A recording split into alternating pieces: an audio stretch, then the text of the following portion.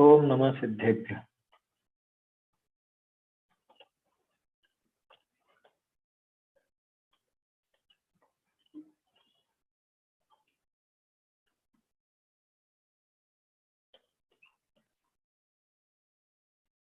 कारुणमुक्कारं जनवरवसहस्रवर्धमानस्य दंसनमग्गमवोच्छामि जहाकं मम समासेन।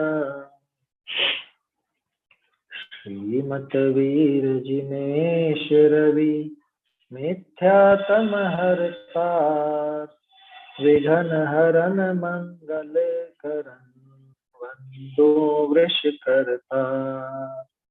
वाणी वन्दो हितकरी जिन मुख नभते गाज गणधर गणश्रुत भूझरी भूंडवर्ण पदसाज।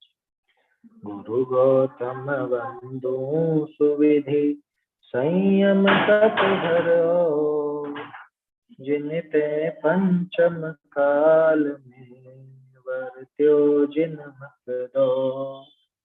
कुंद कुंद मुनि को नमो कुमत ध्वांत हर पाहुड़ ग्रंथ रचे जिन्हि प्राकृत वचन महा।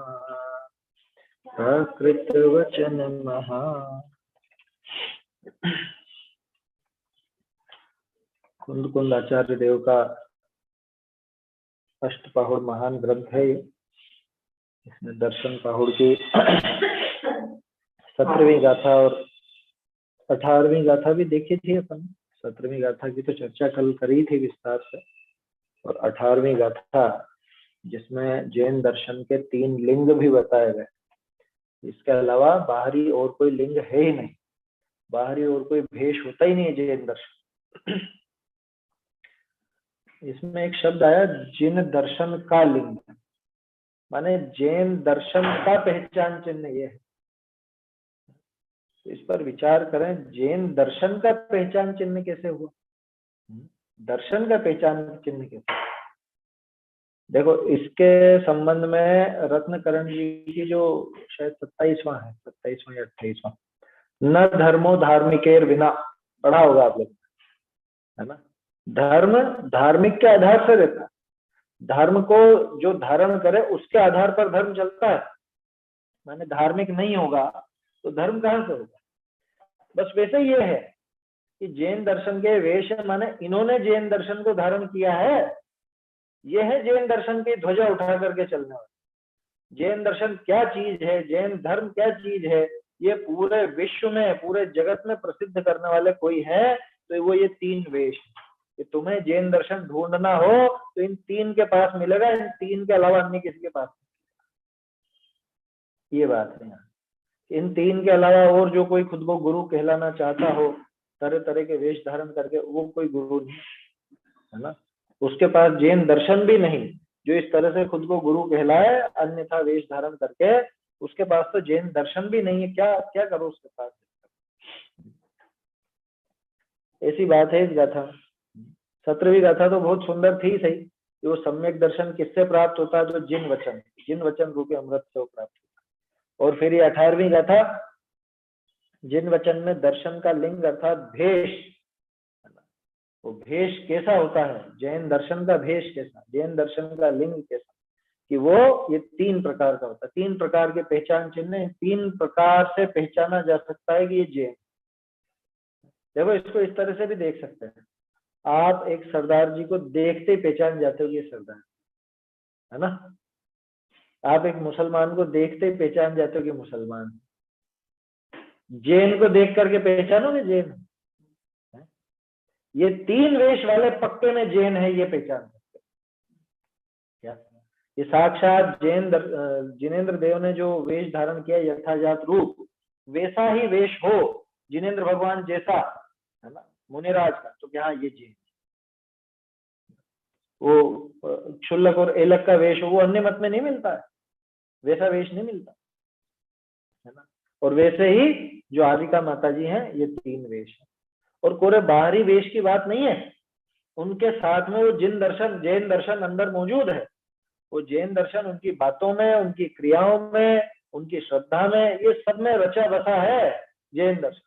तो जैन दर्शन के ये बाहरी 3 चिन्ह है। इन 3 के अलावा चौथा कोई भेष जैन दर्शन का है ही नहीं, हो ही नहीं सकता। कोई चौथा भेष माने कि नहीं ऐसा भी होता है, ऐसा भी जैन धर्म में चलता है, इस प्रकार का भी जैन दर्शन का वेश बन सकता है, तो वो झूठ बोलता है, सरासर झूठ। गाथा पढ़ते हैं एक बार अपन, है ना, कल इस पर चर्चा तो हो गई थी। एगम जिणस्वरूपम विदेयम उक्किट्ठ सावयाणं तु अवरट्टियाण तय्यम चौथ पुणलिंग दंसणम नत्थि एगम जिणस्वरूपम विदेयम उक्किट्ठ सावयाणं तु अवरट्टियाण तय्यम चौथ पुणलिंग दंसणम नत्थि एक जिनवर लिंग है उत्कृष्ट श्रावक दूसरा, अरे कोई चौथा है नहीं पर आजीविका का तीसरा। इसमें मोक्षा प्रदर्शक देना। देखो एक विचार आया मुझे कि तोडरमल जी ने जो भी अष्टपहुड़ की गाथाएं कोट की है, काफी सारी करी, 5वें 6वें 7वें और जगह, तो जहां जहां भी वो गाथाएं आएंगी अपन तोडरमल जी ने क्या लिखा है उसको भी साथ में लेकर के, है ना, क्योंकि जयचंद जी तो तोडरमल जी से ही सीखे थे, तोडरमल जी के पास ही रह करके पढ़े थे। देखिए जिनके पास पुस्तकें हों वो देख सकते हैं, 178 पेज पर है मेरे ख्याल से, चर्चा तो हुई थी। क्या कहा, एक तो देखो ये प्रश्न असल में क्या खड़ा हुआ वो देखते हैं, उसके आधार से गाथा समझ में आएगी, माने गाथा का संदर्भ तब पकड़ में आएगा। यहाँ कोई पूछे वेश तो बहुत प्रकार के दिखते हैं, 178 पेज पर है मोक्षा प्रकाश, वेश तो बहुत प्रकार के दिखते हैं, उनमें सच्चे झूठे वेश की पहचान किस प्रकार, क्या कई तरह के वेश हैं साहब, कई तरह के गुरु बन के घूम रहे हैं, कोई कुर्ते पजामे वाले गुरु हैं, कोई धोती दुपट्टा वाले गुरु हैं, कोई कैसे गुरु हैं, कोई नग्न है, कोई लंगोटधारी हैं, कोई कमंडल वाले हैं, कोई कमंडल वाले नहीं है, है ना। तो सच्चे और झूठे वेश की पहचान कैसे होगी, तो क्या कहा उसका समाधान, जिन वेशों में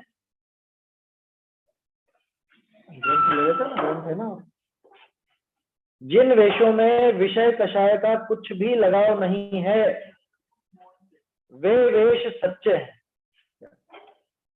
जिन वेशों में विषय कषाय का कुछ भी लगाव नहीं है वे वेश सच्चे हैं, और ऐसे सच्चे वेश 3 प्रकार के, अन्य सर्व वेश मिथ्या है। ये यहाँ पे तोडरमल जी ने लिखा इस गाथा के पहले, गाथा तो अब देंगे वो, क्या कहा पहले कि जिन वेशों में विषय कषाय का कुछ भी लगाव नहीं है, भाई हम कैसे पहचाने कौन सा वेश सच्चा और कौन सा वेश सच्चा नहीं, कि जिन वेशों में विषय कषाय का रंच मात्र भी लगाव नहीं है, क्या मतलब, या तो मुनिराज है, जैसे तो मुनिराज के तो कोई ऐसा वस्त्र भी नहीं, तो विषय कषाय की कोई बात, जिसमें कोई विषय का भोग भी नहीं नजर आता, न कषायों का कोई प्रयोजन नजर आता। जबकि जैसे मान लो अपन कुर्ते पजामे की बात करें, कुर्ता पजामे में वो गुरु का वेश माने, तो कुर्ते पजामे में तो बहुत सारी चीज है। अब कुर्ता पजामा कैसा पहनना, क्या रहे अपने तो ऐसा होना चाहिए बिल्कुल, वो कौन सा कपड़ा आता है वो चिकन का कपड़ा, एकदम सफेद होना चाहिए, और ऐसा होना चाहिए, एम्ब्रॉयडरी होना चाहिए, मलमल का होना चाहिए, है, और कलह लगी हो, और ये हो और वो हो, ये विषय कषाय आ गई ना यहाँ पर। कषाय का पोषण भी सहज रूप से ही चलता है। क्या अरे ये तो अभी देखो अपन ने रोज एक नहीं पहना, कल भी पहना था, आज नहीं पहनना है, आज दूसरा, कल तीसरा, परसों चौथा ये भी होता है ना। तो ये उसमें खुद का वो विषय भोग, वो कषाय का पोषण वो नजर आता। तो जिन वेशों में विषय कषाय का कुछ भी लगाव नहीं है, कुछ भी लगाव नहीं, ये माता जी की सफेद ही साड़ी क्यों? कि दूसरे रंगों में कषायों का पोषण, दूसरे रंगों में वो 5 इंद्रिय के नेत्र इंद्रिय का विषय है। हिंसा भी बहुत होती है ना, उनको रंगने में भी हिंसा होती है। अच्छा, सफेद में भी एक चीज ध्यान रखना कि ठीक है साहब हम सफेद कपड़े वाले ही वही गुरु बन जाए, तो अभी जैसे आते हैं, एक तो सादा कॉटन का कपड़ा, ठीक है, और एक आता है बिल्कुल चिकना एकदम ऐसा, टेरिकॉट नहीं, कॉटन की मैं जो बात बता रहा हूँ वो मालूम नहीं होगी आपको। उसमें चर्बी का प्रयोग करके उसको ऐसा चिकना बनाया जाता है और वो दिखता है ऐसा बिल्कुल लग्जरी एकदम, बहुत गजब का कपड़ा, और पूजा वस्त्रों में वो काम में आता है। आया समझ में? ये शायद बहुत लोगों को मालूम नहीं होगी ये बात। उसका जो धागा है वो एक आते हैं ना बिल्कुल एकदम महंगे भी बहुत आएंगे और चिकने और सफेद, ऐसे बिल्कुल अलग ही सफेदी नजर आती है उनकी। क्या कह रहे हैं?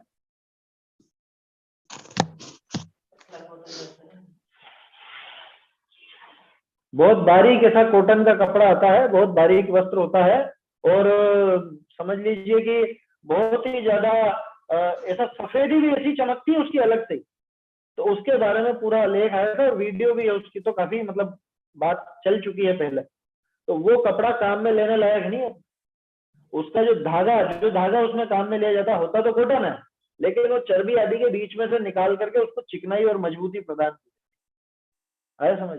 और वो पूजा वस्त्रों में खूब चलता है। ऐसे कपड़े पूजा आदि के काम में नहीं लेना। अरे ऐसे सामान्य रूप में काम में। मैं तो क्या कह रहा था, मैं बात दूसरी कहना चाह रहा था, असल में ये बात उसमें प्रसंगवश आई। मुझे कपड़ा कैसा रखना, धोती दुपट्टा भी ऐसी होनी चाहिए झट सफेद, पहनूंगा तो धोती दुपट्टा, लेकिन ऐसे नहीं पीलापन कैसे आ जा रहा है, ऐसा होना चाहिए बिल्कुल सफेद झट। ये किसी का माइक चालू है, कुछ बोलना चाह रहे हैं क्या? चलिए, मोनिका जैन का है। हाँ हाँ हाँ, तो इसमें एक सेकंड,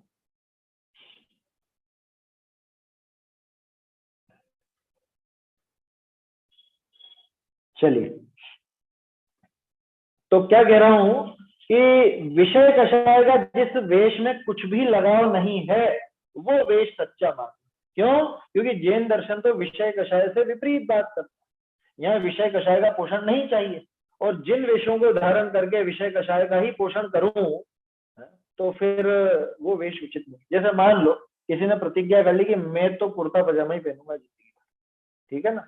अब सुनने में कितनी अच्छी बात लगती है कि अरे इन्होंने बाकी सब कपड़े, लेकिन अब कुर्ते पजामे में भी उसके दिमाग में तो ऐसा ऐसा होना चाहिए और वैसा होना चाहिए, क्या इस तरह का उसमें वो क्या बोलते हो आप, कशीदाकारी और वो और जो भी चीजें होती है वो होना चाहिए, है एम्ब्रॉयडरी होनी चाहिए, या कि बिना एम्ब्रॉयडरी के पहनेंगे लेकिन ऐसे बिल्कुल सफेद झक और कलफ वाला ऐसा होना चाहिए। विषय कषाय का पोषण उसके माध्यम से हो सकता है, तो वो सच्चा वेश नहीं। आया समझ में? अरे अब दूसरी परिपाटी चलती, मैं वस्त्र तो धारण नहीं करूंगा, लेकिन मेरे आसपास का तामझाम ऐसा होना चाहिए। आसपास का तामझाम समझिए, मैं जिस सिंहासन पे बैठूं उस सिंहासन पर ऐसी छाप होनी चाहिए, वही सिंहासन हर जगह जाएगा, उसी सिंहासन पे इस तरह की वो जो भी उकेर करके और वो डिजाइन बनाई जाएगी वो वैसा होना चाहिए। दूसरे के सिंहासन में वो बात नहीं होनी चाहिए जो मेरे में। तो ये वेश में शामिल है या नहीं?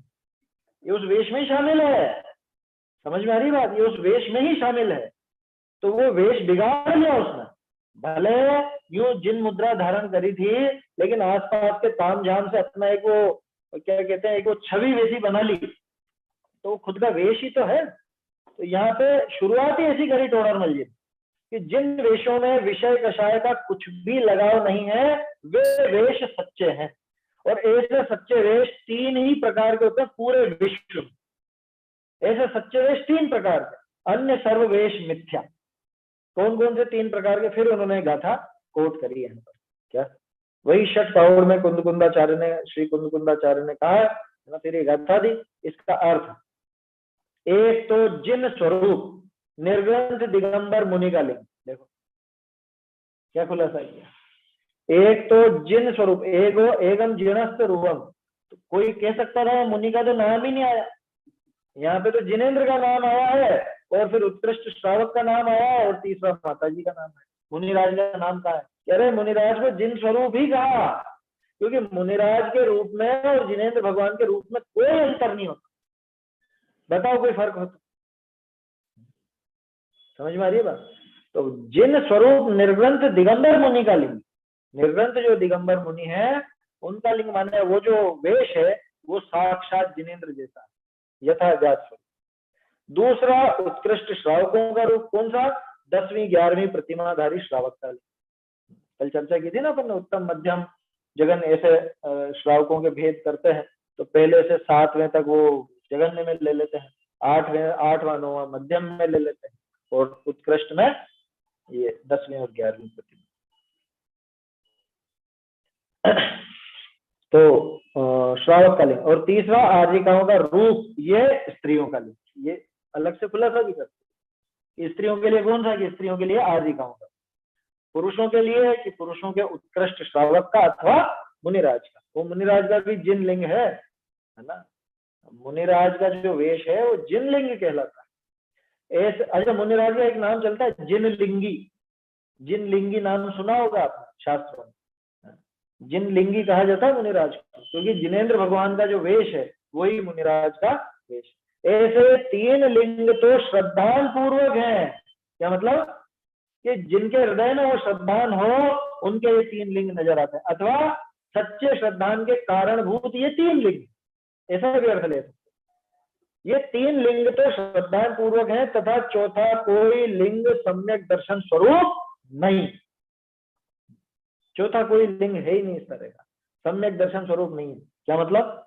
कि गृहस्थ क्या सम्यक दृष्टि नहीं हो सकता क्या बिना इलक शुल्लक के? कि यहाँ बात चल रही है जो जैन धर्म का वेश, माने वेश धारण करके और खुद को गुरु आदि के पद पर बिठाए, जो शुरू से अपन बात कर रहे हैं कि गुरु माने खुद को ऐसा चौथा वेश धारण करके, वो सम्यक दर्शन, सम्यक दृष्टि लिखा ना। चौथा कोई लिंग सम्यक दर्शन स्वरूप नहीं है, माने सम्यक दर्शन सहित नहीं। सम्यक दृष्टि श्रावक हो सकता है, लेकिन वो श्रावक कोई वेश नहीं बनाएगा, कोई चौथा वेश नहीं धारण करेगा वो। समझ में आ रही है बात? क्योंकि वो जानता है कि मैं इस भूमिका में अभी नहीं हूं, मैं तो गृहस्थ हूं, तो गृहस्थ के तरह तरह के वेश दिखते हैं, है ना। लेकिन वो गुरु के पद में आकर के गुरु का वेश धारण करे तो ये 3 प्रकार का ही वो गुरु का वेश हो सकता है। इनमें से भी वास्तव में गुरु का वेश तो मुनिराज का ही, तो दूसरे और तीसरे नंबर पे इनको ले लेते हैं कि ये जैन धर्म में मोक्ष के मार्ग में आगे बढ़ने वाले हैं, इसलिए ऐसे 3 लिंग तो श्रद्धा पूर्वक है तथा चौथा कोई लिंग सम्यक दर्शन स्वरूप नहीं। भावार्थ लिखा है, इन 3 लिंग के अतिरिक्त अन्य लिंग को जो मानता है, क्या कह रहे, क्या हो गया, इन्होंने भी बहुत साधना करी है, ये भी बहुत विशेष है, ये भी अच्छी बात तो ये भी करते हैं, इनकी भी बात, अपने को क्या करना, अपने को तो अच्छी बात ग्रहण कर लो, है सार को गई लहे और थोथा दे उड़ाए, ऐसा काम करो, अपने को क्या करना, करते होंगे कुछ भी करना, अपने को जो अच्छा दिखे वो ग्रहण करो। इन 3 लिंग के अतिरिक्त अन्य लिंग को जो मानता है वह श्रद्धानी नहीं है, मिथ्या दृष्टि। अन्य में कौन कौन आ गया? पहले जो अलग अलग बताए थे ना, तरह तरह के सच्चे जैन दर्शन में ही भेद होकर के ऐसे हो गए थे, यापनी और काष्ठ संघ और वो द्राविड़ संघ और तरह तरह, श्वेतांबर, गोपुच्छ संघ, निष्पिच्छ संघ, ऐसे हो गए। वो बिल्कुल भी जैन नहीं है, आया समझ में? उनको जो मानता है वो श्रद्धानी नहीं है, मिथ्या दृष्टि। तथा इन वेशियों में कितने ही वेशी अपने वेश की प्रतीति कराने के लिए किंचित धर्म के अंग को भी पालते हैं, क्योंकि ऐसे ही थोड़ा चल जाएगा सिक्का, झोल तो देना पड़ेगा ना, असली सिक्के जैसे ही झोल देना पड़ेगा उसको, तभी जाकर के वो सिक्का चलेगा। किंचित धर्म के अंग को भी पालते हैं, जैसे खोटा रुपया चलाने वाला उसमें चांदी का अंश भी रखता है, वैसे धर्म का कोई अंग दिखाकर अपना उच्च पद मनवाते हैं। ये कुगुरु का प्रकरण है असल में, 6ठे अधिकार में, वहां पे टोडरमल जी ने गाथा कोट की। ऐसे आगे और भी कोई गाथाएं आएंगी तो उनको अपन टोडरमल जी के आधार से भी देखेंगे। देखो, तो ये तो स्पष्ट हो गया अर्थ मेरे ख्याल से। अब अर्थ में कोई ऐसा इसमें परेशानी नहीं, शब्द भी सरल है बिल्कुल। क्या लिखा है अर्थ में? दर्शन में एक तो जिन का स्वरूप, पुस्तक ले लो। दर्शन में एक तो जिन का स्वरूप है, साक्षात जिनेंद्र भगवान का स्वरूप। वह जैसा लिंग जिन देव ने धारण किया वही लिंग है। साक्षात जिनेंद्र भगवान का जो स्वरूप है, जिनेंद्र भगवान का जैसा जो स्वरूप है वैसा का वैसा इसमें ग्रहण किया है ना। तथा दूसरा उत्कृष्ट श्रावकों का लिंग है, और तीसरा अवरस्थित अर्थात जगन्य पद में स्थित ऐसी आर्जिकाओं का लिंग है। तथा चौथा लिंग दर्शन में है नहीं। चौथा कोई लिंग जैन दर्शन में होता ही नहीं, चौथा कोई वेश जैन दर्शन में होता ही नहीं। इन तीन के अलावा कोई और प्रकार इसमें नहीं मिलेगा।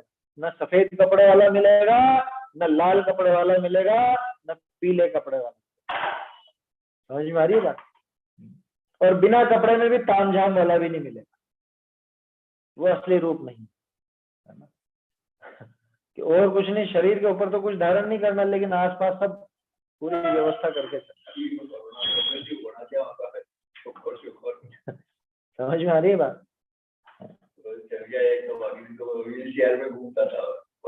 हाँ, बहुत सारे हैं इस तरह। तो वो चौथा लिंग दर्शन में है ही नहीं। और यहाँ जो लिंग की बात की, माने वेश की बात की, वो अकेले शारीरिक वेश की बात नहीं, बल्कि आस पास में क्या वो बना रखा है। जो अपन तामझाम की बात कर रहे हैं ना, वो सब उस वेश में ही शामिल समझना। कुल मिला के जैसे मुनिराज की बात है तो 28 मूल गुण, एलक जी छुल्लक जी की बात है तो उनके जो वहां पे बताए जाते हैं, जो जो भी उनका स्वरूप है, जैसी क्रिया उनकी बताई गई है वैसी। आर्यिका माता जी तो जैसी क्रिया शास्त्रोक्त उनकी है वैसी। इसके अलावा अगर कुछ और उसमें नजर आता है तो समझ लेना कि वो जिन दर्शन से बाहर, जैन दर्शन से बाहर का वेश, वो वेश जिनागमोक्त नहीं। छुल्लक जी के कितने मूल गुण होते? मूल गुण तो देखो, चूंकि श्रावक है तो 8 कहलाते हैं, लेकिन वो 8 मूल गुण गिनती में नहीं है उनके। क्यों नहीं है? क्योंकि वो तो बहुत ऊपर बढ़ गए उससे, है ना। उनके तो उससे बहुत आगे की चीजें आ गई। उनके अणुव्रत है उनके, और समझ लीजिए साथ साथ ही जो गुणव्रत और शिक्षाव्रत चलते हैं उन सबका पालन है। उन सबसे भी आगे बढ़ के हैं वो तो, है ना। मुनि पने में उनके कोई कसर बाकी नहीं रही, है ना। थोड़ा सा परिग्रह जो बाकी है उतना मात्र है, बाकी मुनि पने में कोई कमी नहीं रही। वो भी उद्दिष्ट आहार के त्यागी होते हैं। उनको भी पता चल जाए कि हमारे निमित्त से बनाए तो नहीं लेते। माता जी के भी, माता जी हाँ, माता जी का भी यही है। माता जी और एलक जी छुल्लक जी एक ही लेवल पर है ना। वो दोनों के दोनों 11वीं प्रतिमाधारी श्रावक हैं। जिनके साथ भोजन बनाने वाले चलते हैं, वो सब्जी डिसाइड करते हैं, वो क्या कहलाएंगे? विचार करो। ये कहाँ होगा काम? ये आ गया ना यार, वो वेश ही नहीं, वो वेश नहीं। साथ में बनाने वाले चल रहे हो, हाँ, निश्चित करने वाले चल रहे हो कि आज ये बनेगा और कल ये बनेगा, ये तो पूरी तरह उद्दिष्ट हो। समझ में आ रही है बात? तो वो जैन लिंग नहीं है, वो जैन दर्शन के अनुसार उचित लिंग नहीं है, वो चौथा लिंग हो गया, चौथा स्वीकृत नहीं है। हमारे यहाँ तो 3 ही लिंग चलते हैं। क्या चीज? ये तो कह देते हैं, ऐसे कह देते हैं, व्यवहार से कहे जाते हैं, वास्तव में उनके कोई इस तरह के नहीं। जो 28 मूल गुण वगैरह मुनिराज के बताए जाते हैं वो व्यवहार से कहलाते हैं। यूं समझना कि वास्तव में जो एलक जी और छुल्लक जी का स्वरूप है वैसा का वैसे ही स्वरूप इनका, वही स्वरूप आर्यिकाओं के लिए आया है कि वो है ना सकल चारित्र की धारक कहलाती हैं, और वे 16 हाथ की एक सफेद धोती तथा पिच्छी रखती हैं। हाँ, तो पीछे तो इनके भी होती है, एलक छुल्लक के भी होती है, पीछे का मंडल इनके भी होता है ना। तो उनके मूल गुण तो बताए नहीं रहे, मूल गुण तो चलेंगे ना। तो 8 मूल गुण चलेंगे। अरे कह तो दिया अभी बताया ना, 8 मूल गुण से बहुत आगे बढ़ चुके हैं। क्या कह रहे हैं? हाथ की है ना धोती के सिवाय एक चादर भी रखती हैं। इस प्रकार जिनागम में तीसरा लिंग सकल चारित्र के द्वितीय भेद में स्थित आर्यिकाओं का होता है। हाँ, वो व्यवहार से कहा जाता है। मेरे ख्याल से आप ये वो सूत सागर जी वाली जो टीका है उसमें से पढ़ रहे हैं आप, है ना? हाँ, उसके अंदर है ये वर्णन। मतलब कोई तो दूसरी जगह भी अपने को देखना चाहिए, ये तो व्याख्या करने वाले ने लिखा है, ये मूल का नहीं है। वैसे उसमें कोई गलत भी नहीं है, कोई गलत बात ऐसी आ भी नहीं रही है, सिर्फ एक वो प्रश्न खड़ा होता है साथ में एक चादर रखती है वाला, है ना? तो रख सकती है, मेरे ख्याल से उसमें समस्या नहीं, क्योंकि इधर एलक जी या छुल्लक जी, एलक जी तो नहीं रखते, छुल्लक जी के पास भी खंड वस्त्र होता है, तो वो चादर ही होती है, उसी तरह से इनके भी ये बताया गया है। तो जैसा भी शास्त्र में लिखित है वैसा अपने को स्वीकार करना चाहिए, आर्यिकाओं का जो स्वरूप। हाँ, साड़ी का नाप है उसके अंदर बराबर इतने हाथ की, 16 हाथ की, कितने बताए? 16 हाथ की बताई ना? 16 हाथ 16 हाथ की, हाँ 16 हाथ की साड़ी होती है, और एक चादर का भी उल्लेख आता है उसमें, है उल्लेख है उसके अंदर, उसमें दिक्कत नहीं है। दिक्कत इसलिए नहीं क्योंकि क्षुल्लक जी के पास भी चादर, तो जैसा शास्त्र में है वो चादर पे थोड़ी सी समस्या है, मतलब समस्या क्या, शंका है। अब वो मूल ग्रंथ में कहीं पे अपने को वैसा पढ़ने को मिले तो वैसा स्वीकार करना चाहिए। इतनी बात पक्की है कि वो मुनिराज के लेवल की नहीं, ये कल भी अपन ने बात की थी, है ना? उनका लेवल वो क्षुल्लक जी, एलक जी के जैसा, बल्कि क्षुल्लक जी के जैसा, एलक जी जैसा भी नहीं कहना चाहिए। क्षुल्लक जी के पास चादर है, वैसे ही यहाँ पे जो चादर की बात है अथवा 16 आर्यिका में भी छुल्लिका होती है, उनके पास होती है वो चादर। हाँ, तो हो सकता है वो नाम रख दिया असल में, तो आर्यिका अलग से कुछ नहीं है, एलिका या क्षुल्लिका उन्हीं का नाम आर्यिका है ना? ये तो अभी चल पड़े नाम, आप पुराणों में कहीं पे बता दो कि आर्यिकाओं के साथ में क्षुल्लिकाएं भी थी, अलग से आई हो क्षुल्लिका शब्द तो बताइए। आर्यिका, क्षुल्लिका, एलिका, चेलिका, ये सब एक ही पर्यायवाची शब्द है। चेलिका नाम भी, चेल माने वस्त्र, वस्त्र सहित है ना, इसलिए सचेल है वो।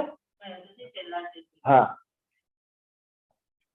तो जब साड़ी खराब हो जाएगी तो ऐसे वापस नहीं लेती हुई? नहीं, वो फिर है ना उसकी विधि है, वो बदलने की विधि भी है।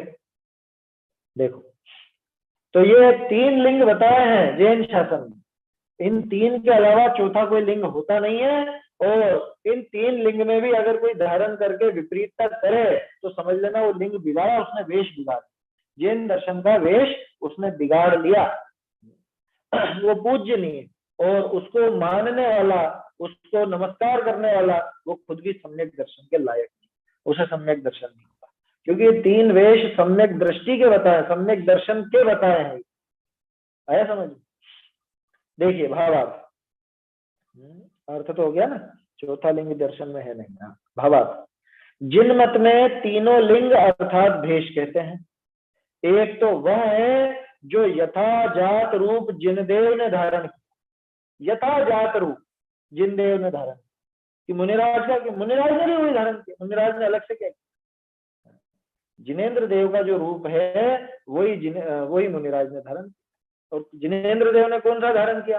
कि धारण कुछ भी नहीं किया, अतिरिक्त जो था वो सब छोड़ दिया, यथाजात रूप, जैसा पैदा हुए थे ना वैसा का वैसा रूप, पैदा होते समय जो रूप था वैसा का वैसा रूप अभी, और वैसा ही मुनिराज धारण करते। तथा दूसरा 11वीं प्रतिमा के धारी उत्कृष्ट श्रावक का है, और तीसरा स्त्री आर्यिका का है। इसके सिवा चौथा अन्य प्रकार का भेष जिन मत में नहीं है, अन्य और कोई चौथा प्रकार का भेष जैन मत में होता ही नहीं, और जो मानते हैं वे मूल संघ से बाहर लोग, जो चौथे प्रकार का भेष माने है वो मूल संघ से बाहर, चौथा भेष होता ही नहीं है। जैन दर्शन में 3 ही भेष बताए हैं मोक्ष के लिए, सम्यक दर्शन के लिए, सम्यक दृष्टि के लिए, ये 3 भेष, चौथा भेष जैन दर्शन में है, वो मूल संघ से बाहर है। मूल संघ शब्द पहले भी देखा था अपन ने, मूल का अर्थ ये जैन दर्शन भी मूल संघ, मूल संघ माने शुद्ध धाम है, मूल संघ माने नंदी संघ भी आप कह सकते हो, कुंद कुंदाचार्य की जो शुद्ध धामना चली आ रही है उसी को मूल संघ भी कहा जाता है, वो मूल संघ से बाहर है। इतना स्पष्ट लिख दिया, अब इतना भी पढ़ करके अगर नहीं समझ में आया तो बुद्धि की बलिहारी है, क्या करें। ठीक है, सरल है, गाथा स्पष्ट है, गाथा में कठिनाई नहीं है।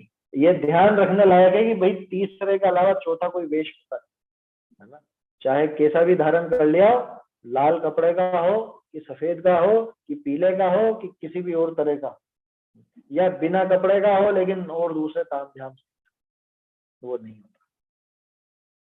आगे कहते हैं कि ऐसा बाह्य लिंग हो उसके अंतरंग श्रद्धान भी ऐसा होता है और वह सम्यक दृष्टि है, कि जिसके ऐसा बाहरी लिंग होता है उसके अंतरंग श्रद्धान भी ऐसा होता है। कैसा होता है? जैसा आगे बता रहे, जो आगे गाथा में आ रहा है, ऐसा श्रद्धान करे वो सम्यक दृष्टि जीव है।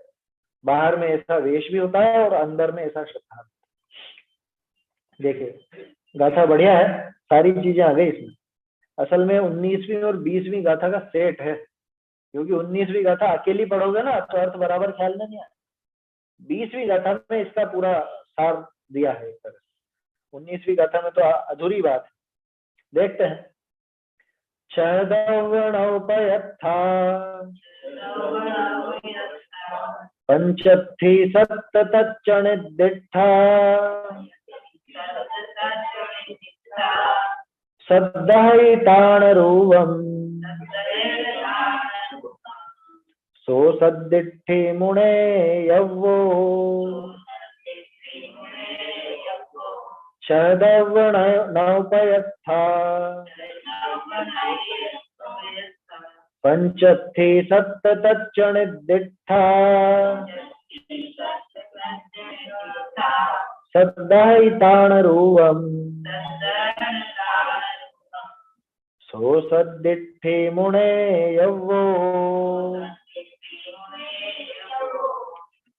द्रव्य नवतत्वार्थ जिनवर देव ने जैसे है वही सम्यक दृष्टि जो उस रूप में ही श्रद्धा है। गाथा बिल्कुल सरल है, पढ़ते ही समझ में आ रही होगी आप। छह द्रव्य स्पष्ट है। देखो ये पढ़ते हुए एक विचार आया कि हिंदी में अपन छह कैसे लिखते हैं, छह और आगे विसर्ग, है ना। लेकिन वो रूप चला कैसे, मुझे इस बात का आश्चर्य है। ये छह यहाँ प्राकृत में लिखा है, छह और है पूरा, ना कि विसर्ग। ऐसे ही छह ढाला में भी है पूरा आता है ना। ये छह में विसर्ग कहाँ से चला? मूल संस्कृत में तो षट शब्द है ना, वहां पे तो छह होता ही नहीं। प्राकृत से ही बना है छह शब्द, और प्राकृत में छह था, तो छह का जाने क्यों विसर्ग हो गया, और अब तो वो विसर्ग भी हट गया, पूरा छह रह गया। आया समझ? खैर वो भाषा संबंधी बात है, लेकिन वो तो एक विचार आया इसलिए बोल दिया आप लोगों को।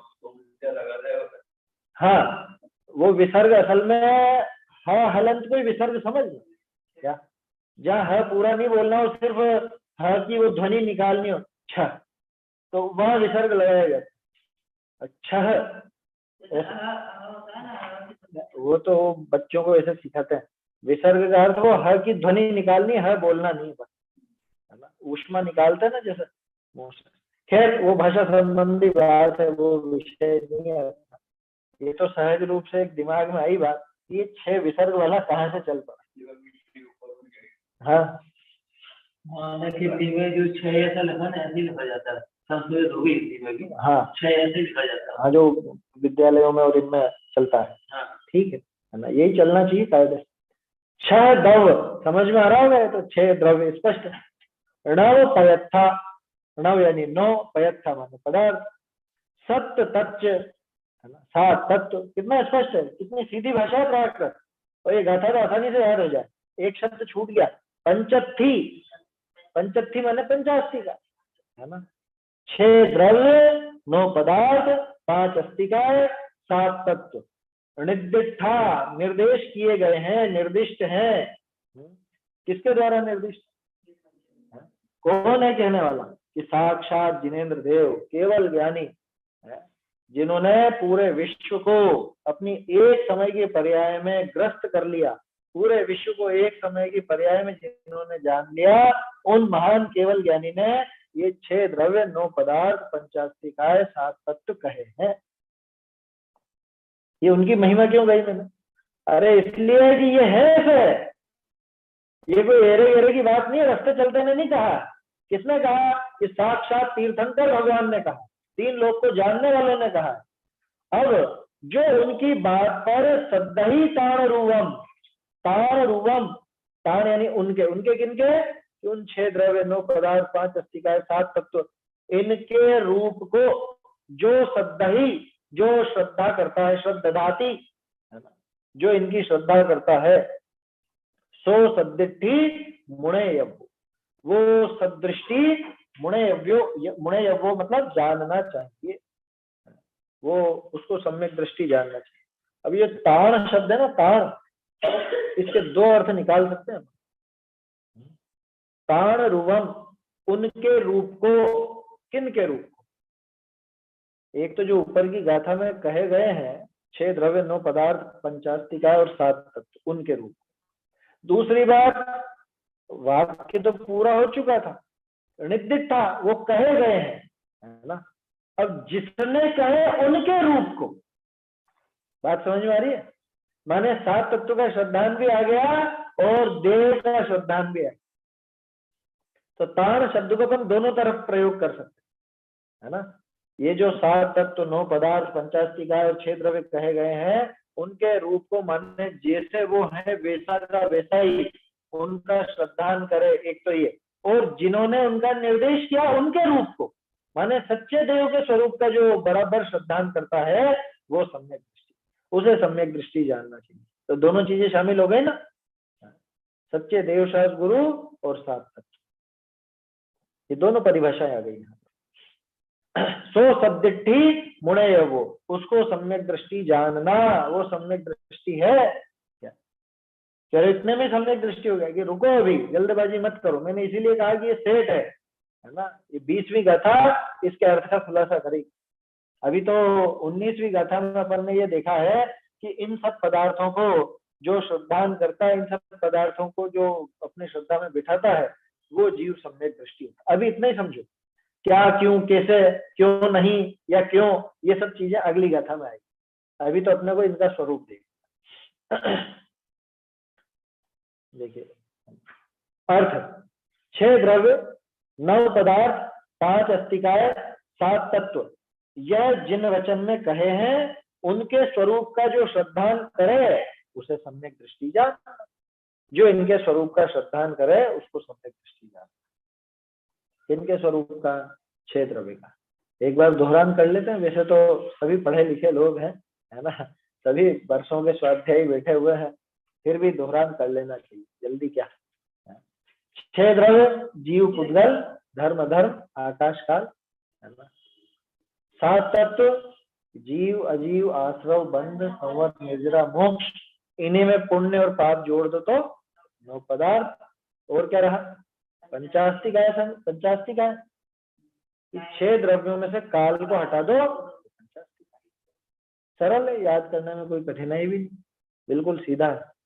थोड़ा सा इनके स्वरूप पर भी विचार करेंगे, है ना। जीव किसको कहते हैं? कह रहे ये क्या बात कर रहे, जीव किसको कहते हैं? ये अपनी सभा में बात करने लायक है। अरे हम हैं जीव, है समझ में, और अपने को सबसे ज्यादा इसी को ही समझना है। जो ज्ञान दर्शन स्वभाव वाला है, जानने देखने वाला है, जानना मात्र जिसका स्वभाव, वो वास्तव में जीव। जो जिए वो जीव। क्या सर्वा सिद्धि में क्या परिभाषा है? जो 10 प्राणों से जीता है उसे जीव कहते हैं। फिर प्रश्न खड़ा किया कि फिर सिद्ध जीव नहीं, वो तो 10 प्राणों से जीते ही नहीं, उनके तो कोई प्राण ही नहीं। कि नहीं, वो त्रिकाल के अर्थ में लेना। क्या मतलब? कि जो कभी भी 10 प्राणों से जिए या वर्तमान में जी रहे हैं या आगे जिएंगे, वो सब जीव। अब सिद्ध भी पहले तो जिए ही थे, वहां 10 प्राणों का नाम स्पष्ट लिखा, और फिर उसमें निश्चय की परिभाषा लगाए तो जो अपने निश्चय चैतन्य प्राण से जीता है वो जीव है। समझ में? द्रव्य संग्रह में आती है ना गाथा, जीवो वो गमो अमुत्ति करता, उसमें जीवत्व तो उसमें आती है। तो जो चैतन्य प्राणों से जीवित रहता है वो जीव है। वास्तव में जीव हमेशा जीता है, और कैसे जीता है कि ज्ञान दर्शन रूप से जीता है, ऐसा जीव पदार्थ है, जीव द्रव्य है। ठीक है। अब यही जीव जब हम इसके स्वरूप को पकड़ते हैं, जब इसके तत्व को पकड़ते हैं, है ना, तो वो जीव तत्व हो जाता है। ज्ञान स्वभावी जीव तत्व को आत्मा कहते हैं और ज्ञान स्वभावी आत्मा को जीव तत्व कहते हैं। माने जब अपन ने पहले सामान्य रूप से जीव देखा, लेकिन जीव तत्व कौन? जीव तत्व तो अकेला मैं हूं क्या? बाकी के कोई भी जीव नहीं है, ये पक्का मानना। पहले मेरे ख्याल से स्पष्ट कर चुके, पहले बात हो चुकी है इस संबंध में काफी। जीव तत्व अकेला मैं स्वयं, आप सब अजीब। आए समझ में? ये प्रत्येक का स्वर रहेगा इसमें। मेरे लिए मैं ही जीव तत्व हूँ, आपके लिए आप ही जीव तत्व हूँ, बाकी के सब अजीव में जाएंगे। क्यों? क्योंकि जीव तत्व की परिभाषा ये ज्ञान स्वभावी आत्मा। आत्मा शब्द का क्या अर्थ है? आत्मा माने स्वयं। तो ज्ञान स्वभावी मैं, ज्ञान स्वभावी जो स्वयं है, ज्ञान स्वभावी जो मैं हूं, वो जीव तत्व है। ठीक है। और ये जीव क्योंकि असंख्य प्रदेश वाला है और इसकी सत्ता है, इसलिए इसको अस्थिकाय कहते हैं। समझ में आ रही बात? तो जीव द्रव्य, जीव तत्व और जीव अस्थिकाय, और क्या रह गया? और जीव पदार्थ, तो वो तत्व एक ही बात है, पदार्थ बोलो तत्व। फिर दूसरा द्रव्य है पुद्गल, जिसमें स्पर्श रस गंध वर्ण पाए जाए, जो दिखता हो, जिसे छू सके, जिसे चख सके, जिसे कुछ भी ऐसा बाहर से इंद्रियों से जिसको पकड़ा जा सके, है ना, वो सब पुद्गल है। तो भी जीव तत्व जीव द्रव्य में कोई अंतर नहीं है सर? जीव द्रव्य में से ही जीव तत्व निकलेगा। अंतर तो है ना, अंतर क्यों नहीं है? जीव द्रव्य तो सारे के सारे हैं, लेकिन जीव तत्व तो अकेला मैं हूं।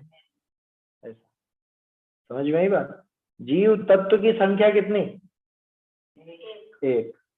और जीव द्रव्य जो अनंत। समझ में आई बात? जीव द्रव्य अनंत है और जीव तत्व एक है। जीव तत्व को अनंत कर दोगे तो गड़बड़ हो जाएगी। वो जो तत्वों को देखने की दृष्टि है, वो दृष्टि फेल हो जाएगी। तो पुद्गल स्पष्ट है ना? जो कुछ भी दिखता है और नहीं भी दिखे लेकिन इंद्रियों से पकड़ में आता है, वो सब पुद्गल है। आवाज, धूप, छाया, ये सब पुद्गल है, पुद्गल का ही काम है। आगे आएगा इसके अंदर पुद्गल में क्या क्या चीजें होती है, कैसी कैसी पर्याय होती है। अभी तो सामान्य अपन एक दोहरान कर रहे हैं। फिर धर्म द्रव्य किसको कहा? जो जीव और पुद्गलों को स्वयं चलते हुए जीव और पुद्गल, है ना, ये शर्त है उसमें। वो चलाएगा नहीं और कोई दूसरा चलेगा नहीं, चलेंगे जीव और पुद्गल, और चलेंगे वो स्वयं की योग्यता से। तो जीव और पुद्गल जब स्वयं चले हैं तब उनके चलने में ये सहायक हो। इस वजह से इसको उनके चलने में निमित्त कह दिया जाता है, वो धर्म द्रव्य। और जो गमन पूर्वक स्वयं ठहरते हुए चल लिए, चलने के बाद ठहर रहे, जो रुका हुआ उसकी बात नहीं है। ये दीवार यहीं की यहीं है तो इसमें अधर्म द्रव्य काम नहीं कर रहा, ध्यान रखना। अधर्म द्रव्य का काम चलने के बाद रुकने वालों में है। तो कौन रुकता है? 6 द्रव्य रुकते होंगे कि नहीं? रुकेंगे भी वही जो चले। समझ में आ रही बात? तो जीव और पुद्गल ये दोनों गमन करते हैं। तो इनके गमन में, इनके जब स्वयं अपनी योग्यता से गमन करते हैं तो धर्म द्रव्य निमित्त होता है, और जब ये गमन पूर्वक रुकते हैं तो उसमें धर्म द्रव्य निमित्त होता है। और सभी द्रव्यों के ठहरने में, स्थान में कौन निमित्त बनता है? कि आकाश। आकाश नाम ही जगह का है। आकाश माने स्थान, है ना, खाली जगह नहीं, खाली भरी कुछ भी। और जगह मतलब आकाश। पहले मैं छोटा था तभी सोचता था एक खंबा है, लोहा है, ये इसके आसपास तो आकाश है, इसके अंदर आकाश नहीं। अभी भी बहुत से लोग क्या पता है ऐसा सोचते हो। कोई ठोस वस्तु हो, जैसे दीवार है, दीवार के बीच में आकाश है। बहुत से सोचते हैं इधर आकाश है उधर आकाश है, बीच में नहीं आकाश। अरे आकाश हर जगह है। समझ में ही बात? चाहे खोखली वस्तु हो चाहे ठोस वस्तु हो, वो सब जगह आकाश ही है, बल्कि वो वस्तु आकाश में ही रहती। खाली जगह का नाम आकाश नहीं है, जगह का नाम आकाश। खाली हो कि भरी हो, कैसी भी, तो कोई भी वस्तु है? द्रव्य निमित्त नहीं है रोकने के लिए। आपकी आवाज रुक गई थी बीच में, क्या कह रहे हैं? दीवाल के लिए आपने बोला, दीवाल के लिए अधर्म द्रव्य निमित्त नहीं रोकने के लिए। दीवार रुकी कहाँ तो चली कहाँ जो रुके? नहीं तो पुद्गल तो है ना। हाँ पुद्गल है, पुद्गल की कहाँ बना है? दीवार पुद्गल है और पुद्गल भी, पुद्गल और जीव ये दोनों गमन करते हैं। इसको इस तरह से समझो, इनका सबका अलग अलग डिपार्टमेंट है। धर्म द्रव्य का काम है चलने वालों की सहायता, अधर्म द्रव्य का काम है रुकने वालों की सहायता। अब चला कौन? कि जीव और पुद्गल खुद चले, अपनी योग्यता से चले, उनके चलने में सहायक हो गया धर्म द्रव्य। रुका कौन?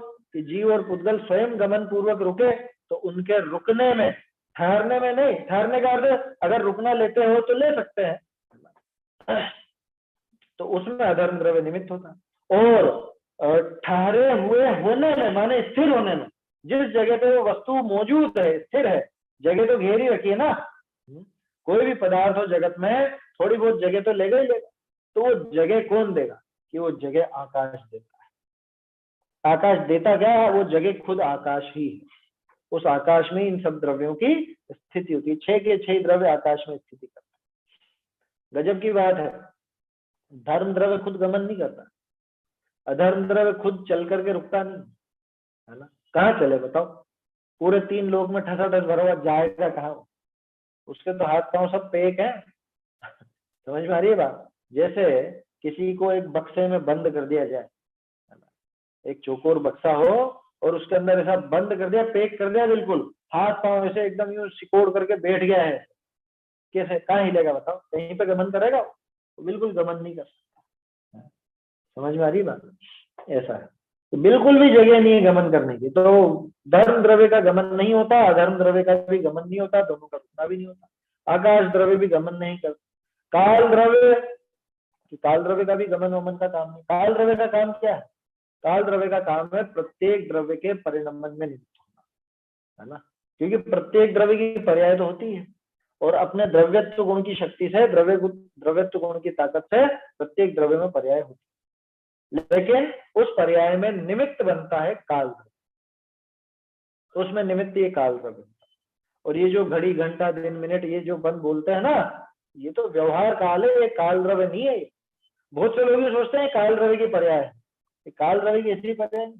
काल द्रव्य का काम अन्य के परिणमन में सहायक, चाहे वो स्वभाव रूप परिणमन हो चाहे विभाव रूप परिणमन हो, उस परिणमन में काल द्रव्य सहायक होता है, माने निमित्त बनता है। सहायक होता है माने ऐसा नहीं कि इसकी सहायता नहीं होती तो फिर तो कर ही नहीं पाता, इसने सहायता करके वो काम करवा दिया, ऐसा नहीं। ये तटस्थ रूप से सहायक है, माने आगे होकर के परिणमन नहीं कराएगा। परिणमन उस द्रव्य का स्वयं होगा, जैसे गमन स्वयं हुआ था वैसे ही परिणमन भी स्वयं होगा, खुद की योग्यता से होगा, और उस परिणमन में निमित्त वो काल द्रव्य हो जाता है। ठीक है, तो ये सामान्य रूप से इनकी परिभाषा देखिए। अब जीव कितना है? काल द्रव्य के भी तो 2 भेद होते हैं ना, निश्चय काल, व्यवहार काल। काल द्रव्य भेद नहीं होता है, काल द्रव्य कह दिया जाता है, तो भेद अपन समझने के लिए कर देते हैं, है ना। तो व्यवहार काल कहाँ रहता है? घड़ी घंटा दिन महीना व्यवहार काल बोलते हैं ना। हाँ बोलते हैं ना। फिर और निश्चय काल मतलब निश्चय काल क्या है? हाँ ये बताओ। निश्चय काल वास्तव में द्रव्य है, ऐसा हाँ। में असली जो काल द्रव्य है वो निश्चय काल, वो कालाणु, वो बिल्कुल पुद्गल के एक परमाणु जैसा, जैसे पुद्गल के परमाणु है ऐसे ही काल द्रव्य का अणु है। अंतर क्या है कि पुद्गल के परमाणुओं का इधर से उधर गमन होता है, पुद्गल के परमाणु आपस में मिलकर के स्कंद बना लेते हैं, बिछड़ जाते हैं, जुड़ जाते हैं, ये सब काम पुद्गल में होता है। और काल के जो अणु है, काल के जो परमाणु है, वो इधर से उधर गमन नहीं करते, कालाणु मिलकर के एक नहीं होते, है ना, न उनका गमन होता है न मिलते हैं। तो असली काल द्रव्य कौन है? वास्तव में काल द्रव्य वो कालाणु है जो आकाश के एक एक प्रदेश पर मौजूद है। और ये जो घड़ी घंटा दिन मिनट है, ये तो कहने के लिए काल है, ये काल द्रव्य नहीं है, इसको काल द्रव्य मत समझ लो। अच्छा हाँ, तो वेद तो डाले थे ना, तो वो व्यवहार इसीलिए तो नाम दिया। हाँ व्यवहार काल का मतलब ही यही कि काल है नहीं है, नाम दे देगा। अच्छा हाँ ठीक। असली तो काल द्रव्य वो कालाणु है ना, निश्चय काल। हाँ निश्चय काल जिसको नाम दिया हमने। निश्चय काल माने जिसको निश्चय से काल द्रव्य कहा गया वो असली काल द्रव्य, और जिसको व्यवहार से कहा गया है वो वास्तव में काल द्रव्य नहीं है, उसको तो काल द्रव्य नाम दे दिया, काल कह दिया, वो काल द्रव्य नहीं है। समझ में आई बात? ऐसा। चलिए फटाफट से इसकी संख्या वगैरह देख लेते हैं। जीव कितने हैं? अनंत, उद्गल, अनंतानंत, धर्म, धर्म असंख्य, धर्म एक, अधर्म एक, आकाश एक, ये तीन तो एक ही, और काल, कि काल लोक प्रमाण असंख्य, ऐसा है ना। थोड़ा सा रिवीजन है और कुछ नहीं है, ताकि दिमाग में रहे। वैसे तो सबको याद ही है, मुझे पता है, फिर भी कदाचित किसी का भ्रम आ जाए तो ठीक है। नहीं, उद्गल अपन संख्या की बात कर रहे हैं, अपन उसके आकार की क्षेत्र की बात नहीं करते। अब कौन कितने प्रदेशी है, माने किसको रहने के लिए कितनी जगह चाहिए, ये देखो। जीव को कितनी जगह चाहिए? ये जीव असंख्य प्रदेश ही घेरेगा, चाहे निगोदिया जीव हो तो भी वो असंख्य प्रदेश ही घेरेगा, है ना। जीव कभी भी असंख्य से कम प्रदेशों पर आ ही नहीं सकता। आकाश के एक दो प्रदेश पर आ जाए ऐसा नहीं। देखो एक बात कहता हूँ, आकाश के एक प्रदेश पर अनंत जीव हो सकते हैं, लेकिन एक जीव कभी भी एक प्रदेश में नहीं आए। बात समझ में आ रही है क्या? फिर से कहता हूँ, आकाश के एक प्रदेश पर अनंत जीव हो सकते हैं, लेकिन एक प्रदेश पर एक जीव पूरा नहीं आए। माने एक जीव को चाहिए असंख्य प्रदेश, वो एक प्रदेश पर अनंत द्रव्य अनंत जीव हो सकते हैं का मतलब ये है कि एक प्रदेश कॉमन हो सकता है। इस प्रदेश पर ये उंगली देखो, मैं इस उंगली के ऊपर कौन कौन, इस उंगली का जो ऊपरी प्रदेश है यहाँ मैं भी हूँ, है ना। दूसरे जीव भी हैं, जो खून है, और खून में जो दूसरे जीव है वो भी है। यहाँ और कोई दूसरे जीव भी हैं जो इधर से उधर गमन कर रहे हैं, स्थावर जीव, तो वो सब जीव एक कॉमन उसी प्रदेश को घेर रहे हैं ना। तो आकाश का एक प्रदेश वो सबका कॉमन प्रदेश हो सकता है, लेकिन कोई भी एक जीव कभी भी एक प्रदेश मात्र में नहीं आएगा, उसको असंख्य प्रदेश में। जैसे मैं पूरा असंख्य प्रदेश घेर करके बैठा हूं, और इस प्रदेश पर जिसकी अपन ने बात की, इस पे भी तो मैं हूं। तो एक प्रदेश पर अनंत जीव हो सकते हैं, है ना, लेकिन एक जीव को असंख्य प्रदेश लगेंगे ही लगेंगे। ठीक है, तो जीव असंख्यात प्रदेशी है। पुद्गल, कि पुद्गल एक प्रदेश में भी आ जाता है, जो परमाणु है वो तो एक प्रदेश में ही आता है ना। असली पुद्गल, शुद्ध पुद्गल द्रव्य तो एक प्रदेशी ही होता है, कोई आकाश के एक प्रदेश पर आ जाता है, और उसमें ऐसी शक्ति है कि दूसरे परमाणुओं के साथ मिलकर के स्कंद आदि बन जाए, तो वो संख्यात प्रदेश भी घेर सकता है, असंख्य प्रदेश भी घेर सकता है, और अनंत प्रदेश भी घेर सकता है ना। अनंत प्रदेश घेर सकता है, इसलिए अनंत प्रदेशी कहा है। वास्तव में अनंत प्रदेश घेरता है, क्यों? क्योंकि तीन लोक में आकाश के असंख्य प्रदेश ही होते हैं, अनंत होते हैं। अनंत तो बाहर है, लोकाकाश के तो असंख्य प्रदेश ही है ना। तो घेरने की सामर्थ्य की वजह से अनंत प्रदेशी का। आकाश का एक प्रदेश, उस पर जीव के असंख्यात प्रदेश नहीं, एक प्रदेश पे असंख्य प्रदेश नहीं आएंगे। तो आपने बोला ना, मैंने कहा एक प्रदेश पे अनंत जीव आ सकते हैं। जीव, अनंत जीव, उस कॉमन एक प्रदेश, इस पे मैं भी हूँ, दूसरा भी है, तो, तीसरा भी है, चौथा भी है, अनंत अनंत जीव इस एक प्रदेश पर आ सकते हैं, लेकिन एक जीव एक प्रदेश पर पूरा नहीं आ सकता। एक जीव को असंख्य प्रदेश लगेंगे ही लगेंगे। आकाश के असंख्य प्रदेश, आकाश के असंख्य प्रदेश पे जीव के असंख्य प्रदेश एक जीव घेरेगा, उस जीव के असंख्य प्रदेश हो जाएंगे। फिर एक आकाश हमेशा असंख्य प्रदेश ही घेरता है। आकाश के जो असंख्य प्रदेश हैं, आकाश के असंख्य प्रदेशों पर एक जीव आता है। अब जिन जगह पर, जिस जगह पर वो जीव आया है, उसी जगह पर अनंत जीव भी आ सकते हैं, यूं समझ लो आप। बात समझ में आई? जैसे सिद्ध भगवान है, तो सिद्ध भगवान जहाँ वहाँ एक ही जगह पर अनंत सिद्ध आ सकते हैं कि नहीं आ सकते हैं? आ सकते हैं। तो समान प्रदेश घेरे ना उन्होंने। अब वहां पे कोई प्रदेश ऐसा होगा जिस पर अनंत जीव है, लेकिन उस प्रदेश पर पूरा जीव नहीं है ना। एक प्रदेश को अनंत जीव कॉमन रूप में ले सकते हैं काम, यूं है कहने का। लेकिन एक जीव को रहने के लिए असंख्य प्रदेश ही लगेंगे। आप सोचो कि निगोदिया जीव है, आलू का जीव है, एक उस पर आ जाएगा, एक प्रदेश पर नहीं आना, एक जीव भी असंख्य प्रदेश ही है, ऐसा है। अभी बोर्ड और वो नहीं तो उससे समझाता मैं आसानी से समझ में आ जाता क्या है ना। बोर्ड पे वो आप बच्चों की अगर किताब देखोगे ना मैथ्स वगैरह की, तो वो निकालते हैं कि इनमें से क्या क्या वो कॉमन एरिया कौन सा है और कॉमन एरिया कौन सा नहीं है। अभी यूं तो कैसे समझाऊं मैं हाथों से, वो बोर्ड होता तो जरूर आपको बता।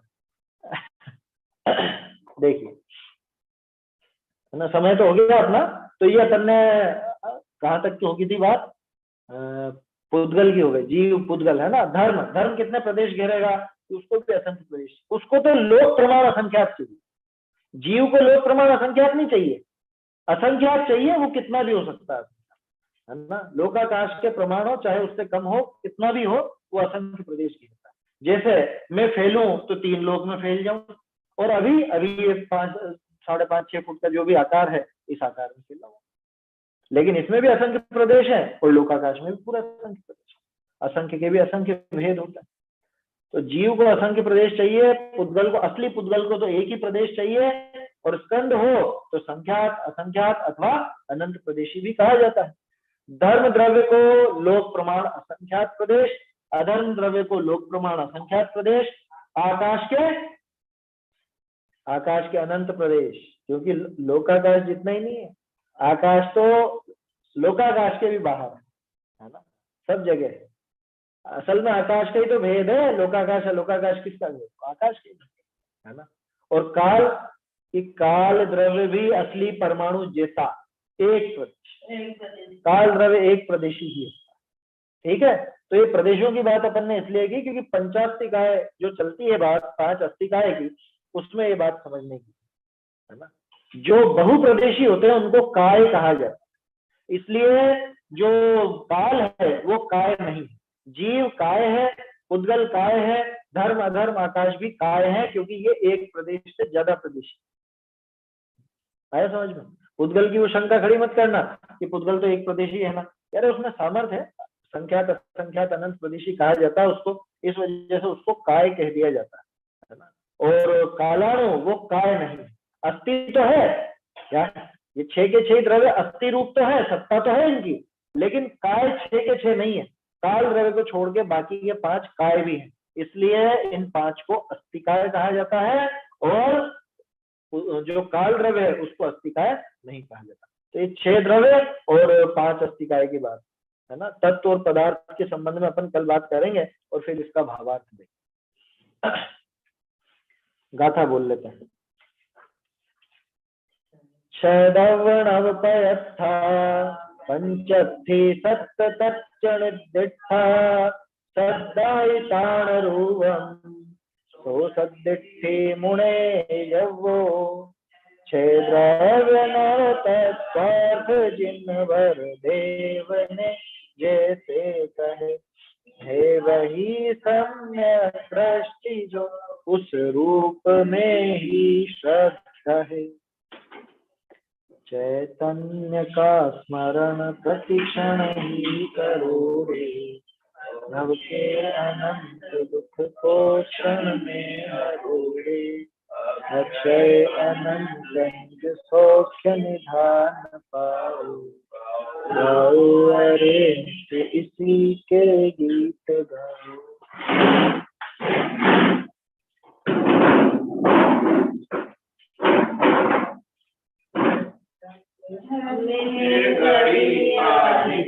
जिन धुन श्रवण परी, तत्व प्रतीत भई अब मेरे मिथ्या दृष्टि करी।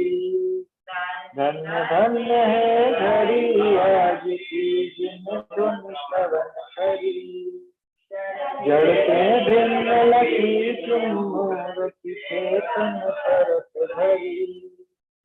जड़ते भिन्न लखी मूर्ति चेतन परत भरी। अहंकार ममकार बुद्धि पुनि पर में सब करी। धन्य धन्य है घड़ी आज की पुण्य पाप विधि बंध अवस्था भासी अति दुख भरी। पुण्य पाप विधि बंध अवस्था भासी अति दुख भरी। वीतराग विज्ञान भावमय परिणति अति विस्तरी। धन्य धन्य है घड़ी आज की। चाह दाल नसी बरसी पुण्य समता में झरी। चाह दाल नसी बरसी पुण्य समता में झरी। बाड़ी प्रीति निराकुल पद तो भाग चंद हमरी। धन्य धन्य है घड़ी आज की जिन धुन श्रवण करी। सत्य प्रतीति भई अब मेरे मिथ्या दृष्टि